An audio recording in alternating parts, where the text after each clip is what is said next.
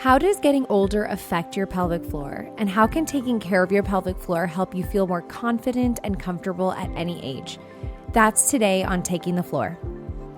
It has to do with not being ashamed of the aging process, of what happens when we get older and don't understand our bodies and aren't given the education to say, oh yes, I can turn this around, and no, I will not be wearing Depends. Welcome to Taking the Floor, the podcast from Hinge Health about pelvic health, movement, and taking charge of your well-being. We're your hosts, Bijal Toprani And Kandis Daroski. And we're both pelvic health physical therapists here at Hinge Health. Thanks for being here. So we've mentioned a few times throughout our episodes that there's kind of a misconception that pelvic floor issues are usually linked with pregnancy and postpartum. It's definitely a common time, but whether it's pelvic pain, incontinence, or something else, these issues can arise at so many points in life. And one time where this is especially common, and where it can have an especially major impact on your life, is as you age or during the menopause transition. Today, we're going to meet Heidi. Heidi is an active 62-year-old who loves to exercise, but experienced an incident a few years ago that revealed to her that her pelvic floor needed some attention. Let's listen. I was running with a neighbor. We were trying to catch this guy who was walking. I live in the city, and he had stolen something from a local store. And I said, Ethel, we've got to go get him. And so we broke out at high speed in the snow. And I was so annoyed because I was, I hadn't run in a while. And I was like, oh, I just peed my pants. I can't believe that.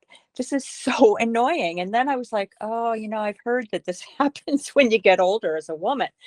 And, I also watched my mom's aging process. And all of a sudden, before I knew it, she was wearing diapers. And, it was just, I was like, wow, is this what happens when we get older? I was like, this is, I was kind of resigned.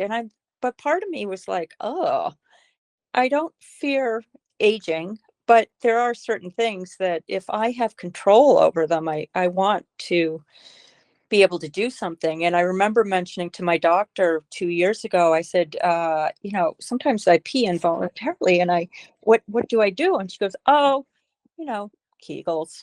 And that's about all she said. And I was like, oh, okay. But not until I saw the opportunity to join Hinge last summer, I thought, well, that's something I could do on my own. And I was amazed that 6 months later, being consistent with my exercises and trying to get my breathing down, I'll tell you, that's still a struggle for me, that I can, it's not perfect, but I'm not involuntarily unable to hold my pee. And I really applaud Heidi's desire to break this kind of generational mindset of being kind of resigned to incontinence and having to wear adult diapers. She's wanting to change her life and her experience from the one that her mom had. But leaking urine was only one of the symptoms that was really bothering Heidi. So many things are connected to good pelvic floor function. So it's common to be struggling with multiple issues at the same time. Here's what else was going on for her.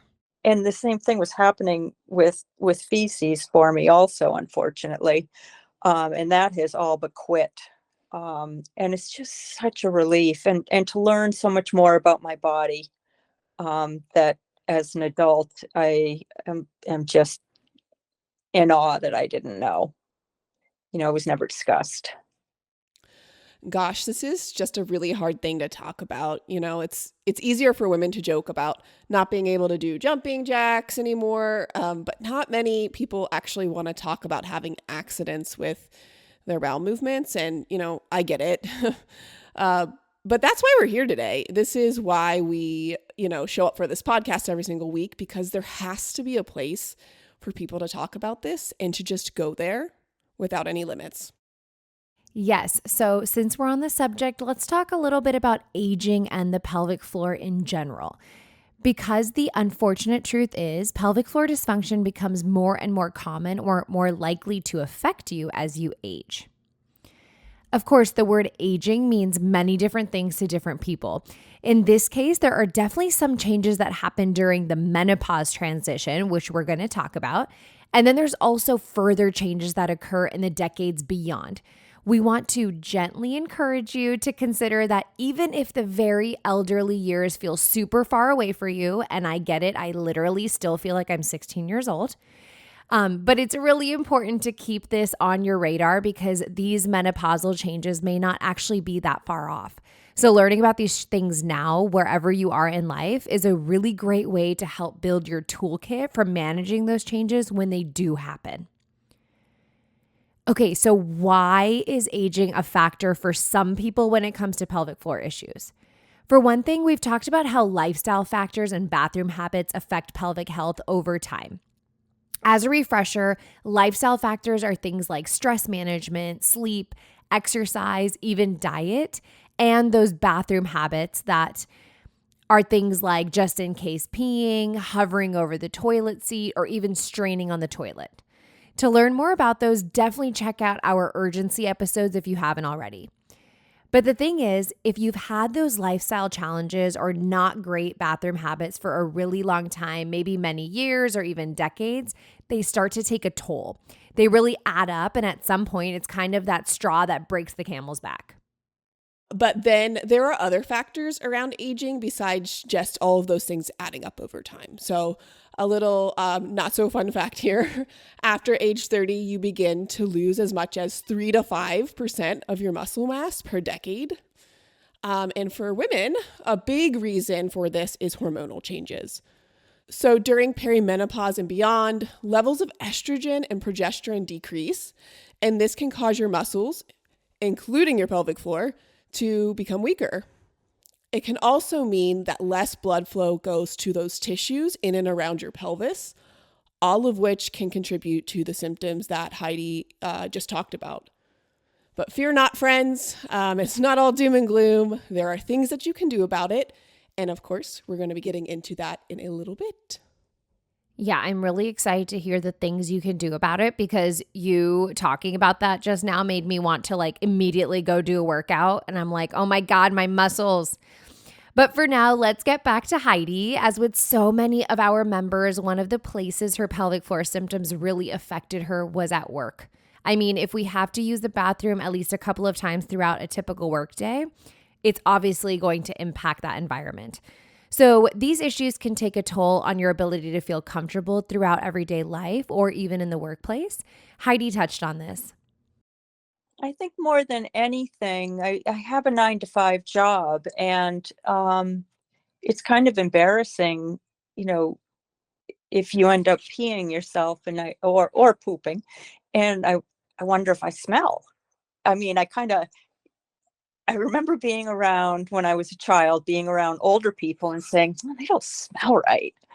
And I thought, oh my gosh, I'm headed right down that road. And I intend to work several more years, and I don't want to be uncomfortable with my body.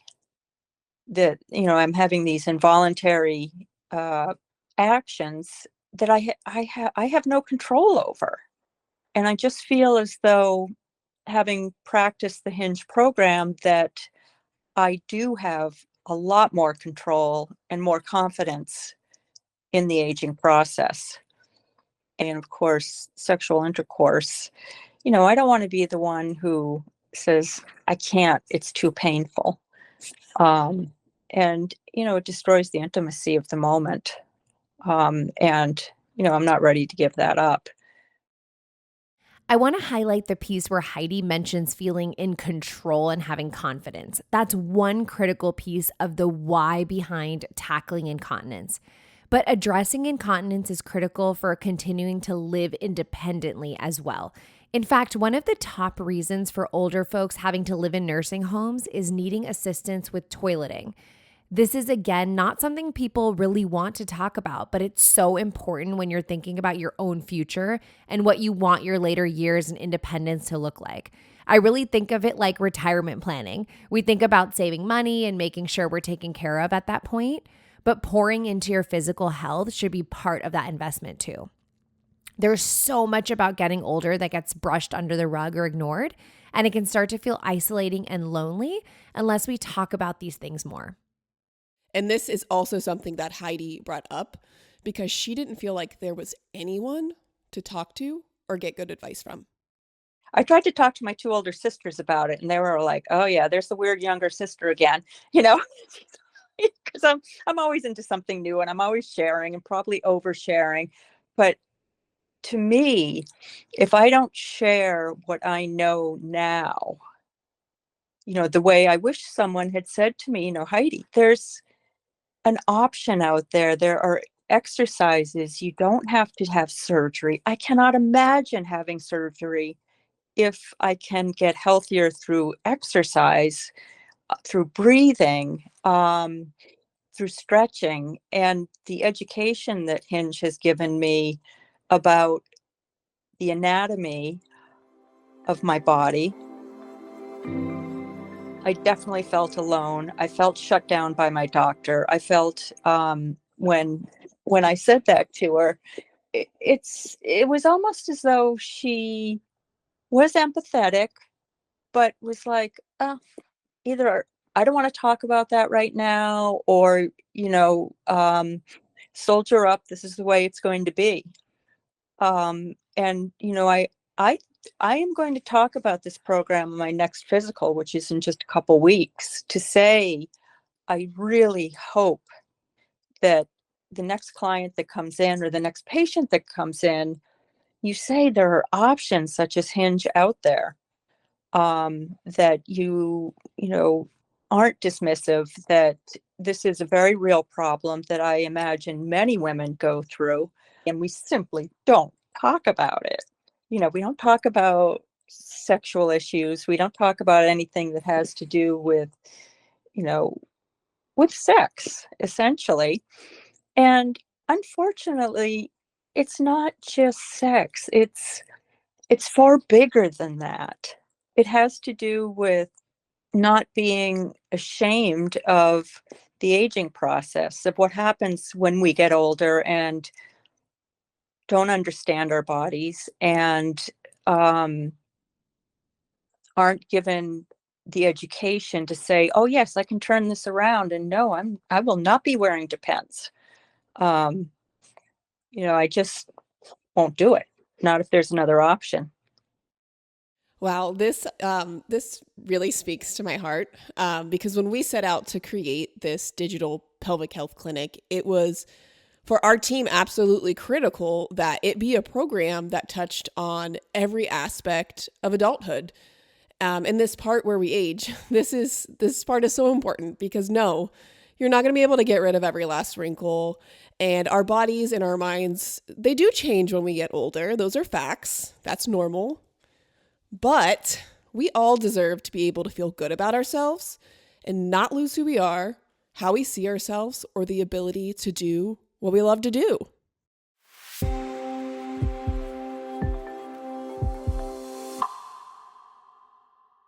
Okay, so let's hear more from Heidi about what it was actually like to follow our program, what worked for her, what helped her. Heidi talks about the problem we all struggle with, which is making things that are good for us an actual habit. That's where her health coach, Jax, came in. I tried Kegels maybe once, maybe twice. And what would happen is, I would forget the next day that, oh yeah, I'm supposed to do those exercises consistently. And then I'd be like, whatever. Jax, my coach, she would, it was, she would pop in on a text at just the right times to check in, offer a word of encouragement. She was so helpful in getting me started, because I have to say, I kind of, in starting the Hinge Health program, that I was not, it was new. I wasn't sure where to start, but she was always there to say, the small goals. We do the small goals of just, open the app. Okay. Look into some articles. Okay. Maybe start the program today, 1 day of exercise. Okay. I can do that. And that made it so much easier. It's not difficult. I never felt that the exercises were overwhelming. Although some of the ab exercises, I was like, oh my God. But I think more than anything that putting aside anywhere from 15 to 20 minutes a couple times a week, you can start the journey towards better health. Getting to know your anatomy and also getting in the habit of the exercises, and that it's a gift to yourself. It's a gift to your aging process to be involved in these exercises, be involved in the breathing, that these tools not only help your pelvic health, but I think in general help all of your health. Heidi mentions habits, which you've probably realized by now we love to talk about here at Hinge Health. Habits are automatic actions. And according to research at Duke University, they account for 40% of what we do every day. This makes habits one of the most effective tools in living your healthiest life.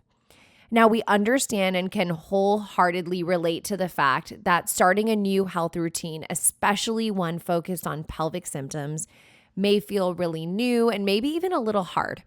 This is why we've built our programming to gradually progress over time.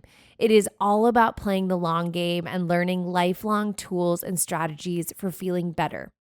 Yes, and one of the tools that Heidi talks about are breathing exercises, and this is something that our program focuses quite a bit on.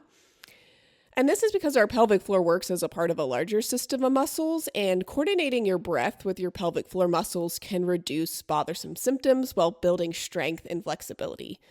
It can also provide a sense of calm for our nervous system, which can reduce pain. We actually did a mini episode just on breathing. If you want to learn more, check it out.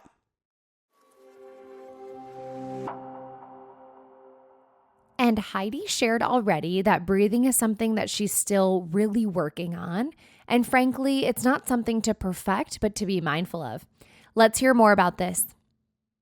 Part of me went, oh, breathing. Can we, just get to the exercise and just do the exercise? But then I was like, no, breathing is critical. I have been an inveterate breath holder for almost my entire life. And when I get stressed, I hold my breath. And what I found very interesting in the Hinge program is it taught me that I should, bring the air into my belly. And I've always been one, my daughter educated me on this. It was called the hourglass syndrome, I think, about how women will hold in their abdomen because they want to look, like they've got super tight abs. And I was like, oh my gosh, I've been doing that my entire life. And so I recognize that it's critical to have, when I breathe, that my diaphragm is pushed down so that it stretches the pelvic floor. I'm not there yet, but I keep trying. Okay, so I think we can all do a quick check-in, just make sure we're not holding our abdominal muscles in, because I am definitely guilty of that as well. But it was really that last piece there, I'm not there yet, but I keep trying. And yes, 1,000 times, because if this doesn't apply to any health or fitness related goal, I really don't know what does. I remember that very first stab at exercise that I took right after I had my first child, and it was really humbling. It was different for sure. And as much as I wanted to give up, I knew that it just wouldn't do me any good. And I'm a big quotey. I love quotes. I keep them written on Post-it notes all around my desk. And one of my favorite ones is by Confucius. And it says, "It does not matter how slowly you go as long as you do not stop." I'm a big quotey too. And I also love you bringing in like a legit ancient philosopher into this podcast. And I really like when Heidi calls out the sucking in or hourglass, whatever you want to call it, syndrome that like women have. We've been so influenced by society to look thin. We always want to be sucked in for no good reason outside of that kind of societal pressure. So I really want, again, Kandis reminded us to double check on whether we're even doing that right now. But I really want to encourage people to just kind of let those bellies relax. I know there's times where you might not feel comfortable doing that. Maybe you're in front of, a conference room or something, but sometimes we find we do it even if we're doing dishes or stuff, that it's not really important at all. It's not important from the conference room either, but that's harder to break. So just really deserving and knowing that you are allowed to breathe fully. And so just kind of letting go of that. But I'm going to have to move on from that rant. I'm clearly fired up and could talk about that for a long time. So we talked to Heidi about what she knows now that she wishes she knew before. Such great messages here. That it's not something that I should ever be ashamed about in asking for help. And I would certainly not put off getting help. And what's ironic is I figured my doctor was the one to ask for help. And when she turned out to be dismissive, I accepted that this was how life would be. And I kind of knew about the Kegels before the Hinge program and, tried them. But yeah, if there's one thing I've learned, consistency is key. That I need to be doing the exercise anywhere from 2 to 4 times a week to continue the good health, to be proactive.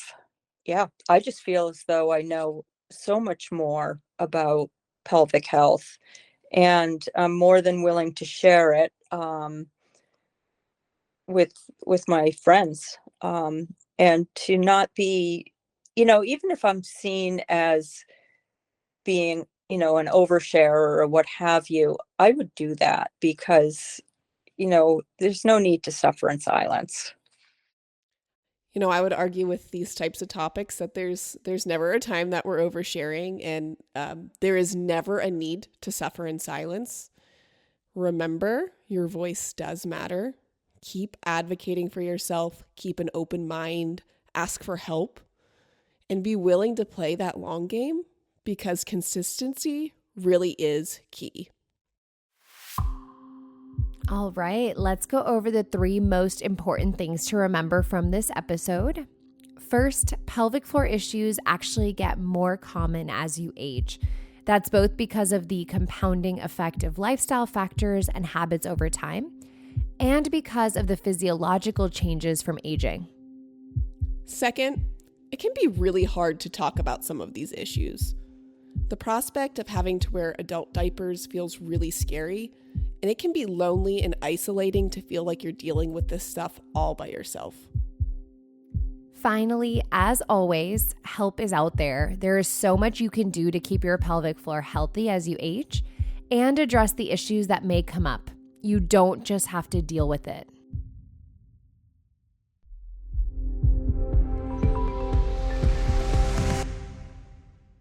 All right, it's our favorite time. It's time for our self-care check-in.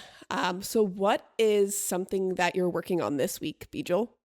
Okay, this one's kind of silly, but I recently lost my headphones, my wired headphones, and it was taking up so much of my brain power, worrying and being sad that my headphones were gone. And then yesterday morning, I was just on the phone with my cousin on my other headphones that I don't like. And she was like, I can't really hear you and it's muffled. And I was like, ugh. And talking to my family brings me a lot of joy. And so I was on the phone with her and I just walked over to the store and bought myself a replacement pair of the headphones that I lost. And so what I'm working on is essentially not turning a little baby problem into an annoying big problem that can last me days and days. And I just threw my $22 at this problem and my whole life has changed. So that is my non-negotiable, is I'm not going to turn a tiny little problem into a big problem. What's yours, Kandis? What are you doing this week? I am not afraid to admit that maybe I haven't haven't been able to keep up with a lot of the things that I want to do. And so something I'm still not doing a good job of is just drinking water. I feel like it's my non-negotiable every week. And every week I sit here and think, wow, this is such a simple thing and I don't do good at it. But I'm not going to beat myself up about that. I'm just going to keep trying. And so I think I just need to try some different strategies. And so I might try just getting like a smaller drinking canteen so that, right now I have like, the big Stanley quencher, getting a smaller one so that I can feel those little wins along the way. Like, yes, I just finished a cup of water. I'm going to be so hydrated next week. Yes. And we are not going to beat ourselves up. That takes up too much energy. And then we take that away from actually doing the thing. So I'm glad you're not going to beat yourself up over it. Good luck with drinking water. All right, folks, thanks so much for listening. Remember, if you're dealing with pelvic floor issues, you are not alone, and we're here for you. The information contained in this podcast is intended to be used for educational purposes only and does not constitute medical advice or treatment for any specific condition. Please consult with your healthcare provider with any questions you may have about your medical condition or treatment. Check out your Hinge Health app library for new episodes coming soon.